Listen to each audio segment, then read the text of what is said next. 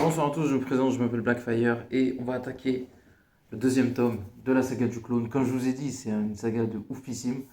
Alors le deuxième pardon sera moins qualitatif que le premier, mais écoutez, allez, pas mythique ça va être incroyable les amis et vous allez voir, ça va être complètement ouf. Accrochez-vous parce que ça va vraiment être costaud. Alors j'avoue que voilà, ça s'appelle la première partie, The Trial of Peter Parker, donc ce sera la première partie. C'est assez inégal. Déjà, je vous mens pas, le dessin au début, je le trouve pas dingue dingue, mais par contre, c'est extrêmement bien écrit. Donc voilà, je sais pas qui c'est qui dessine d'ailleurs. Ouais, c'est bizarre. Pourtant, c'est un grand dessinateur, je crois. Donc on voit Spider-Man affronter Kane et bien évidemment, le combat est intense parce que, comment dire ça, Spider-Man a besoin de Kane parce qu'il sait que c'est lui qui est coupable pour pouvoir sauver Scarlet Spider. Et donc du coup, il va y avoir un combat intense entre les deux jusqu'à qu'un autre personnage va intervenir. Mais pour l'instant, on va continuer l'histoire. Donc on commence direct avec le combat de Spider-Man contre Kane. Et en fait, au même moment, comment il s'appelle, Scarlet Spider qui a pris la place de Peter Parker, enfin Ben Reilly, est au procès et il va devoir justement défendre son honneur et celui de Peter Parker. Et ça va pas être évident. Voilà, le procès de Peter Parker, en gros, c'est ça le chapitre. Et on va continuer. Et voilà, le combat est de plus en plus intense entre Kane et Spider-Man. Spider-Man veut ramener Kane devant la justice pour se disculper et disculper Scarlet Spider. Voilà, je pense pas que c'était son plan, mais Kane, mais il s'est retrouvé coincé. Je vous raconterai, j'ai le comics où Kane justement a fait les dingueries à l'inspecteur Kennedy, vous comprendrez plus tard. Et en fait, je vous expliquerai plus tard, c'est trop compliqué d'expliquer maintenant. Donc comme je vous dis, voilà, le combat entre Spider-Man et Kane est extrêmement intense, parce que Kane est plus fort que Spider-Man, mais Spider-Man n'en démord pas, et vraiment il met le paquet contre lui, pour essayer de le ramener justement au procès. Et je pense qu'on va peut-être avoir une surprise, on va voir. Donc voilà, Kane il essaie de le faire comprendre que voilà, justement, il ne veut pas euh, intervenir. Et il dit je comprends pas et tout, parce que en fait lui il déteste Scarlet Spider. Et c'est un peu plus complexe que ça, mais c'est beaucoup trop long à expliquer. Mais il a dit qu'il voilà, il veut pas venir au procès et que rien ne l'empêchera. Et il a dit moi j'ai rien contre toi, mais si tu me forces, voilà, on va devoir en arriver aux mains et je vais te. S'il faut te tuer pour en arriver là, bah, je le ferai. Et en fait, il explique, comment il s'appelle, Kane, comment il s'appelle, que Scarlet Spider ne mérite pas autant de considération que ça. Tout ce que fait Spider-Man ne mérite pas tant d'efforts en bout du compte. Et il pourrait le laisser en prison et mourir, sauf que son honneur, à la fois de Peter Parker, ne serait pas lavé. Et on voit Stunner qui observe, comment il s'appelle, Spider-Man et Kane s'affronter. On va accélérer un petit peu quand même, parce que sinon ça risque d'être un petit peu long. Voilà. En tout cas, ce que je peux vous dire, c'est que parlant du tribunal, en fait, on voit Spider-Man et Kane s'affronter et Stunner qui va pas tarder à arriver. Et là, ça va être. Enfin, il va se passer quelque chose. Voilà, Spider-Man, en fait, il met le paquet vraiment contre Kane. Mais il est tellement pratiquement invincible, Kane, il est plus fort que lui. Donc, ouais, Kane encaisse les coups que Spider-Man lui donne. Et pourtant, il va pas de main morte avec lui. C'est ça qui me fait rire, on commence direct par l'action, c'est rythmé, c'est bien écrit. C'est juste que en termes de dessin, c'est très très très très très inégal, mais hyper intéressant.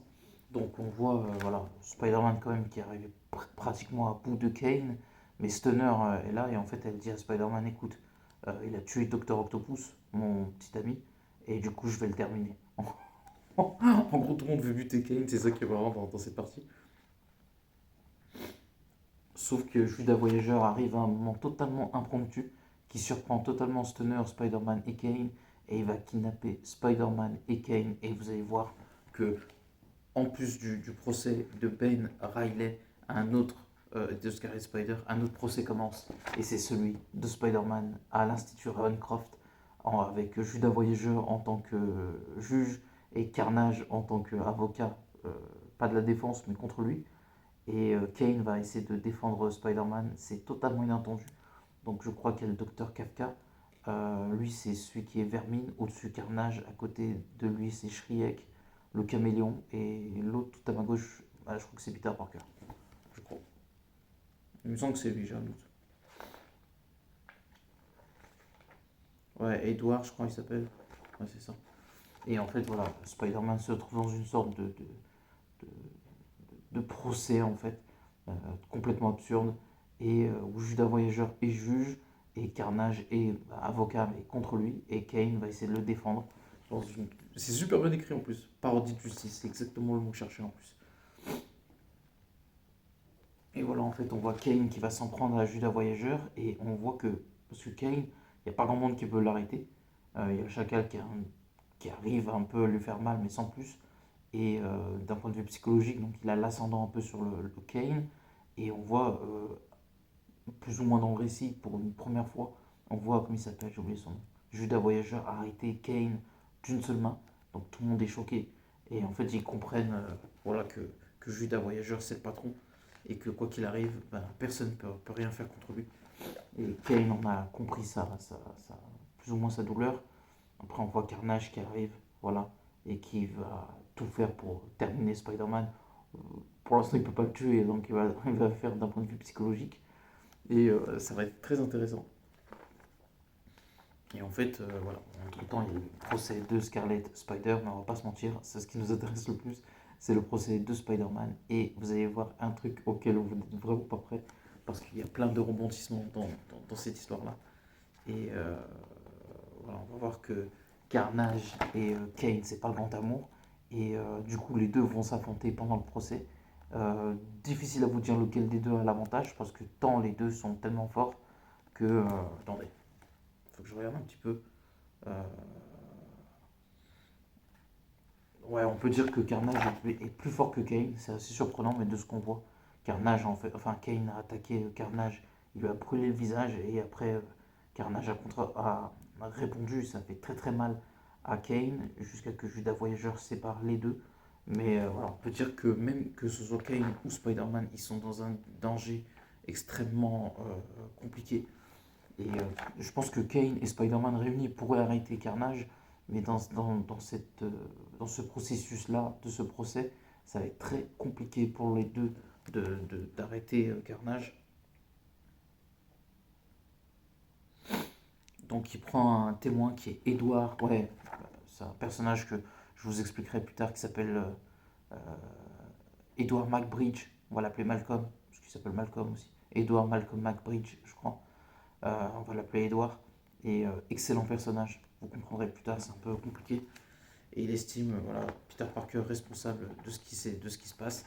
Et en fait, Carnage, voilà, il a envie de savoir qui est Spider-Man, donc il enlève le masque.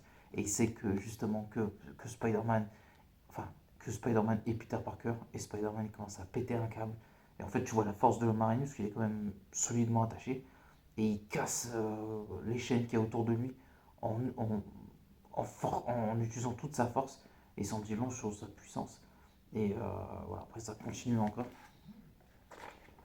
C'est vraiment une histoire de fou. Donc le procès voilà, continue, et on n'est pas loin d'une émeute. Stunner qui est fou de rage parce qu'elle a failli avoir Kane et elle était à deux doigts de venger Docteur Octopus. Donc elle a grave la haine et tu vois elle aussi sa force. Et Jacob Raven qui comprend, parce qu'ils ont enquêté tous les deux justement sur Kane et ça risque d'être extrêmement intéressant la suite de tout ça. Et voilà, donc ça continue. Spider-Man, voilà, la voyageur, il lui a remis les chaînes. Et en gros, tout le monde voulait tuer Spider-Man. Et Kane, en fait, il s'est opposé à tous les méchants, Carnage, euh, tous ceux qui sont le caméléon et plein de méchants qui voulaient tuer Spider-Man. Et il va se faire massacrer. Il va pas mourir, hein, mais il va vraiment se faire massacrer. Parce qu'en gros, il dit que la sentence pour Spider-Man, c'est la mort. Et enfin, il dit que le jury a choisi la sentence pour Spider-Man, c'est la mort. Et du coup, Kane, il s'est opposé à ça. Il s'est fait massacrer par tout le monde. Il est toujours vivant, mais parce qu'il a une sacrée endurance, une sacrée force. Et Spider-Man, en fait, il est. Pour une fois, là, à ce moment-là, il est vraiment touché par Kane. En fait, il a pitié de lui. Parce qu'il s'est sacrifié pour sauver Spider-Man. Et lui, même lui, il est. En fait, il l'a pas vu venir. Je pense que Judas Voyageur peut-être, mais Spider-Man non. Et du coup, bah, complètement choqué de ça. Et je pense qu'on va s'arrêter sur ça. Donc n'oubliez pas de commenter, liker la vidéo. Et à la prochaine. Ciao tout le monde.